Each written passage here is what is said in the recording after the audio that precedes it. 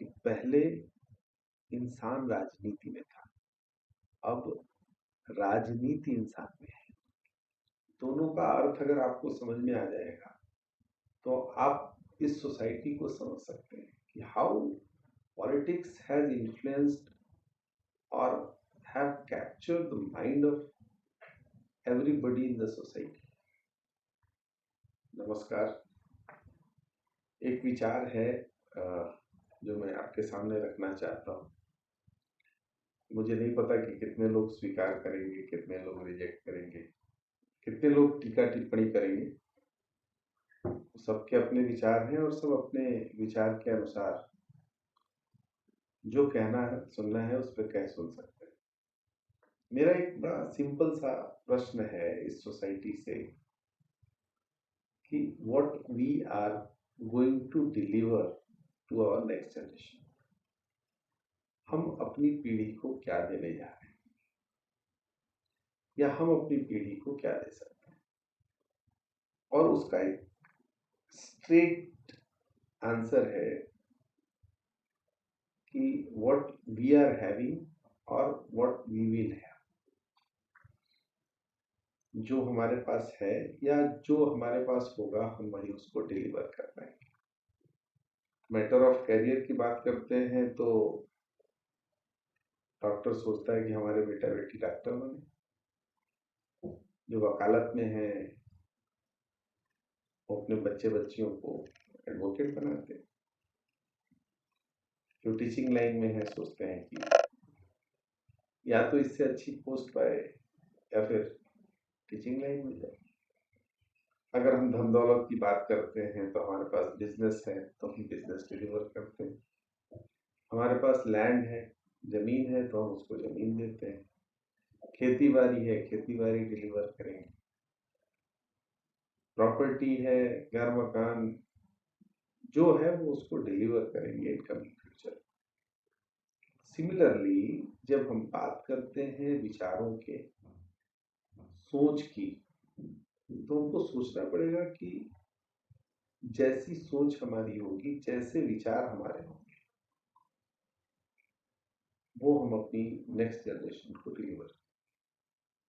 तो जाहिर सी बात है कि अगर विचार अच्छे होंगे तो हम अगले जनरेशन को विचार अच्छे देंगे, अगले जनरेशन की सोच अच्छी कर पाएंगे, और विचार गलत होंगे,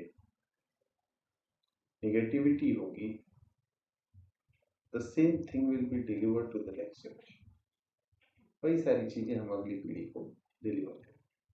इस टॉपिक पे मैं बात करने वाला हूँ कि विचार और सोच कैसी हम कर सकते हैं। मेरे हिसाब से ये किसी का पर्सनल थॉट हो सकता है, आपके अपने विचार होंगे और आप अपने विचार के हिसाब से सोचेंगे। मेरा ये मानना है कि अगली पीढ़ी या अगले जनरेशन को अच्छे विचार जाने चाहिए, अच्छी सोच जानी चाहिए, और उसके एक तो नहीं कई फायदे, और उन फायदों में हमारा भी फायदा है, क्योंकि अगले जनरेशन का एक ऑन एन एवरेज एज जो है वो मोर देन 30 ईयर्स, कभी कभी 40 ईयर्स, 45 ईयर्स हम लोग साथ साथ बिताते हैं। हो सकता है उससे अगर भगवान ने उम्र ज्यादा दी हो तो उससे ज्यादा बिताएंगे। कोशिश ये रखना है कि वो जब हमारे साथ भी रहे तो अंदर से ये फीलिंग आनी चाहिए कि हमने इनको अच्छे विचार दिए हैं, हमने इनको अच्छे संस्कार दिए हैं, हमने इनकी सोच अच्छी रखी है, इसीलिए ये अच्छे समाज में जी रहे, अच्छे विचार के साथ जी रहे, अच्छे संस्कारों के साथ जी रहे, और एक अच्छी सोच के साथ आगे बढ़ रहे। ये बहुत सीधी सी बात है कि हमारे बाद इस दुनिया में हमारी हिस्सेदारी शून्य होती है, zero. Nobody is going to give anything to you except good or bad credits जिम्मेदार जिम्मेदारी जिसको कहते हैं ना कि जिम्मेदार ठहराना। तो अगर आपने उस सोसाइटी को अच्छा दिया होगा तो you will get good credits, and if you would have given something wrong to the society, आपको बैड क्रेडिट्स मिलेंगे। तो वो होता है कि जीवन के बाद किसको क्या मिलना है। अभी हम लोग बात करते हैं कि अभी हमें देना क्या है। मैं भगवान में विश्वास रखता हूँ, मेरी आस्था है, और सनातन के जितने भगवान हैं सबको मानता हूँ मैं। जिसने जो भगवान का रूप दिखाया, हमने उन भगवान के आगे अपने आप को नतमस्तक किया और कहा कि हमारे बुद्धि विचार, हमारे आने वाली पीढ़ियों की बुद्धि विचार और स्वास्थ्य को ठीक रखें। देखिए, बुद्धि विचार और स्वास्थ्य के ठीक रहने से सब ठीक रहेगा। ठीक है, आप अस्वस्थ हैं, आपके पास बहुत पैसा है, बिना काम का है। आप अस्वस्थ हैं, आपके बुद्धि विचार ठीक नहीं है, आपके पास सारा सुख सुविधा है, किसी काम का नहीं है। और नहीं तो आसपास की सोसाइटी में आप देख सकते हैं, भगवान कर्म और भाग्य के अनुसार सबको जितना देना होता है उतना देते हैं। कर्म अच्छे हैं तो कई बार भाग्य से ऊपर उठ करके लोगों को मिलती हैं चीजें। तो कोशिश करना ये है कि हमारी आने वाली पीढ़ियों को, हमारे बच्चों को हम कुछ ऐसा सीख या संस्कार दें ताकि वो अपने जीवन में उनका प्रयोग करें, उपयोग करें और जीवन में कुछ अच्छा करें। हर अच्छी सीख की शुरुआत परिवार से होती है। किसी को स्कूल भेज देने से, कोचिंग भेज देने से, ट्रेनिंग सेंटर्स भेज देने से उसके विचार व्यवहार में बहुत परिवर्तन नहीं आता, जब तक उसके विचार व्यवहार को घर पर नरिश न किया जाए, घर पर न सींचा जाए, घर पर न कुछ अच्छी चीजें डाली जाए, तब तक बाहर की चीजें या बाहर का माहौल जो है उस बच्चे को वो सीख नहीं दे सकता है। और आज के बदलते परिवेश में समय ने इतना खुद को परिवर्तित किया है, समाज ने खुद को परिवर्तित किया है। मैं एक छोटा सा एग्जाम्पल दे रहा हूं कि पहले इंसान राजनीति में था, अब राजनीति इंसान में है। दोनों का अर्थ अगर आपको समझ में आ जाएगा तो आप इस सोसाइटी को समझ सकते हैं कि हाउ पॉलिटिक्स हैज इन्फ्लुएंस्ड और have captured the mind of everybody in the society. धार्मिक हो गया, धर्म की कट्टरता, धर्म के प्रति जातिवादी हो जाना, जाति को लेकर के कट्टरता, और ऐसे ऐसे उदाहरण हमको देखने को मिलते हैं जिसमें लोग एक दूसरे को मारने काटने पे उतार, धर्म के नाम पे, जाति के नाम पे, भाषा के नाम पे। तो बच्चों को या अगली जनरेशन को बिगाड़ने के सैकड़ों साधन हैं दुनिया में, बनाने के साधन बड़े सीमित हैं, और वो बनाने के साधनों का इंतजाम या उनकी व्यवस्था हम अपने घर परिवार में कर सकते हैं। और ऐसा नहीं कि उसके लिए बहुत कोई हार्ड फास्ट रूल लागू करना है। आप बहुत हार्ड भी किसी पे रूल लागू करेंगे तो उसको तोड़ने की कोशिश करता है। उसका सिंपल सा तरीका है कि शुरू से ही उसको अपने बारे में बताइए, अपनों के बारे में बताइए, अपने धर्म के बारे में बताइए और उसकी विशेषता के बारे में बताइए, अच्छे कर्मों के बारे में बताइए, उन अच्छे कर्मों के परिणामों को बताइए। शिक्षा क्षेत्र में होने की वजह से हम लोगों के सामने बहुत सारे बच्चे आते हैं, अलग अलग परिवार से बच्चे आते हैं, अलग अलग धर्म से बच्चे आते हैं, अलग अलग जाति से बच्चे आते हैं। और एक शिक्षक के लिए ना कोई धर्म होता है ना जाति। एक शिक्षक के लिए उसका विद्यार्थी सिर्फ विद्यार्थी होता है। तो उस नजरिए से अपने समाज की अच्छी बातों को बच्चों के अंदर डालने की जरूरत है।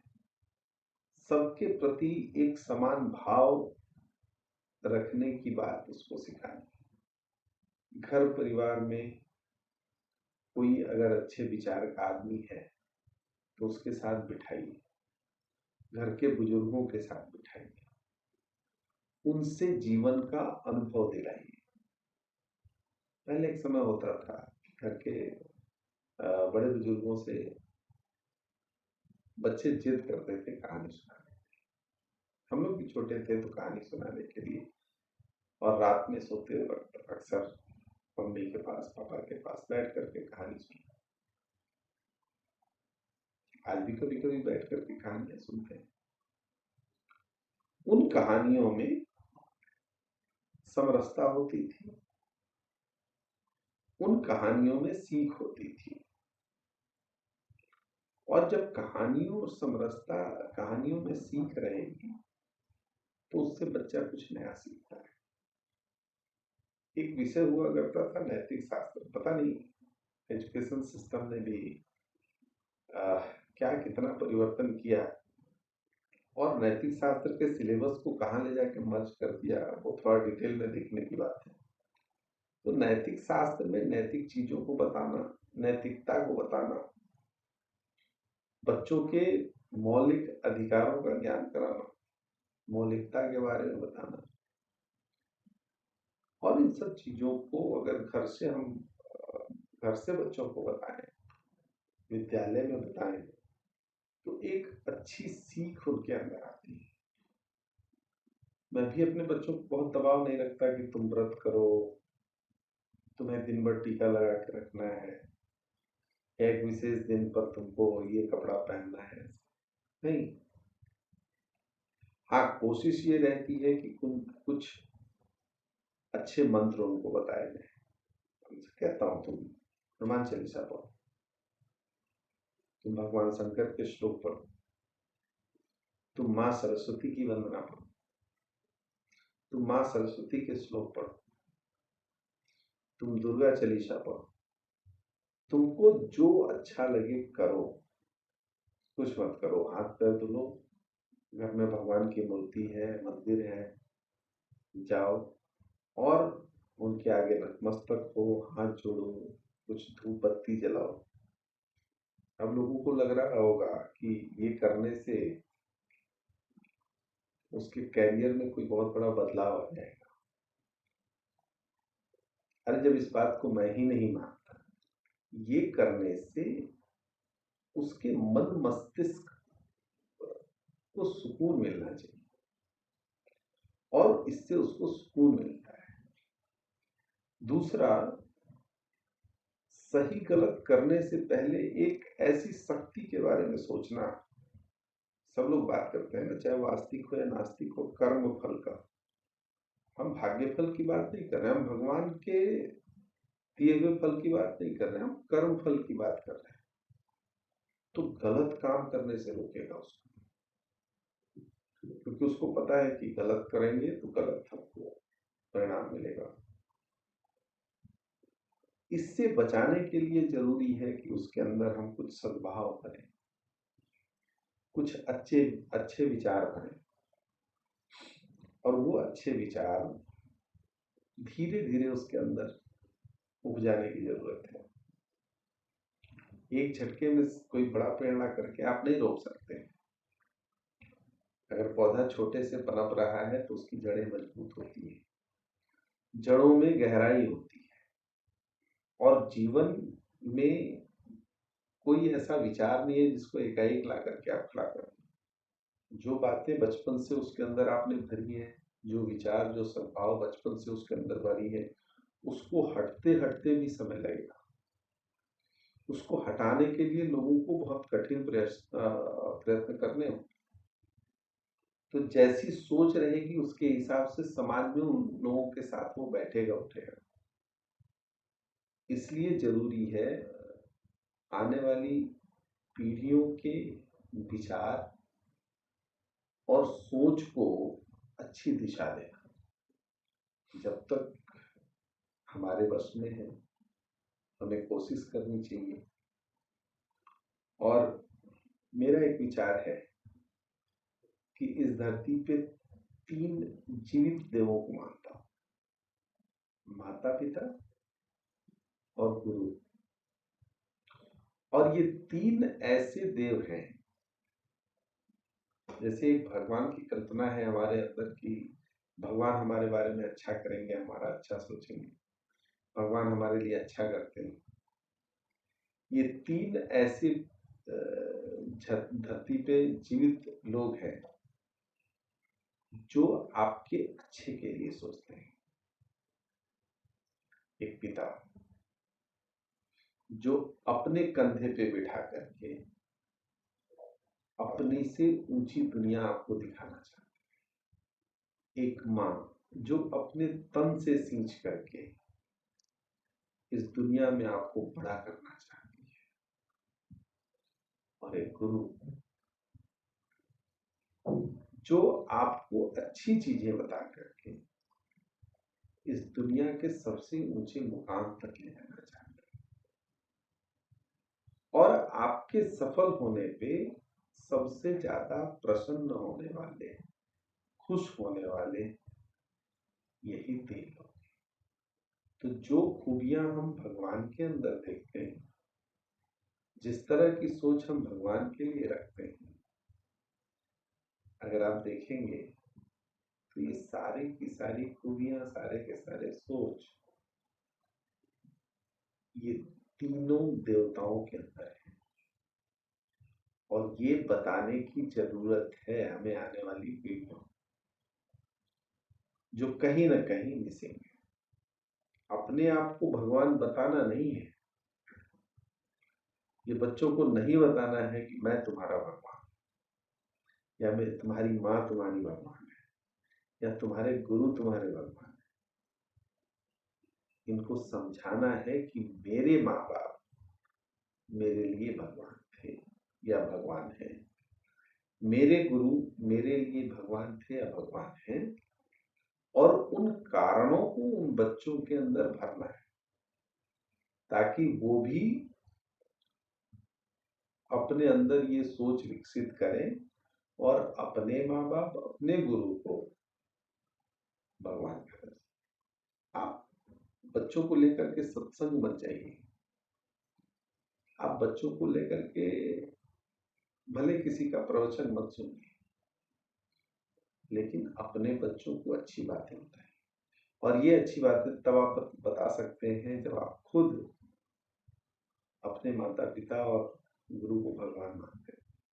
तो जाहिर सी बात है कि इन अच्छी बातों को अपने बच्चों के अंदर डालने के लिए हम लोगों को एक